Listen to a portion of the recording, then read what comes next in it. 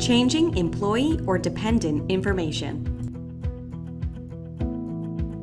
Once logged in, to change an employee or dependent record, hover over the Enrollment tab at the top of your screen. Then, from the drop-down options, click the Perform Enrollment option. Once the enrollment screen has loaded, you will see 3 different options. The second option is Changes. This is the option you will choose.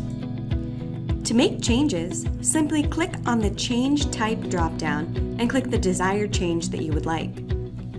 The Change options allows you to submit changes for existing employees and dependents as such.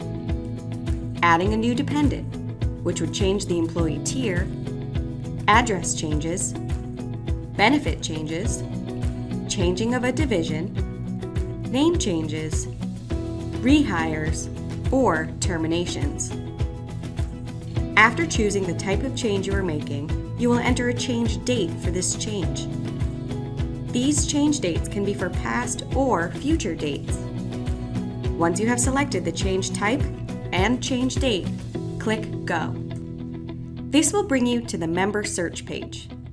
Here, you will type in the employee or dependent information to bring up the member. To search, you must first choose the search option. You can search by employees only or dependents only. Then enter the last name or patient ID. You do not need to search with both the patient ID and the last name. Once this information has been input, click the Search button. The member search results page will then populate with member names. From the list, choose the requested member and click the member's hyperlinked name. This will bring you to the requested fields that need to be changed. Here, simply correct or update the required information, then click Submit. If you would like to make any notes or comments about this change, feel free to do so in the comments box below the member's information. This change has now been submitted for review.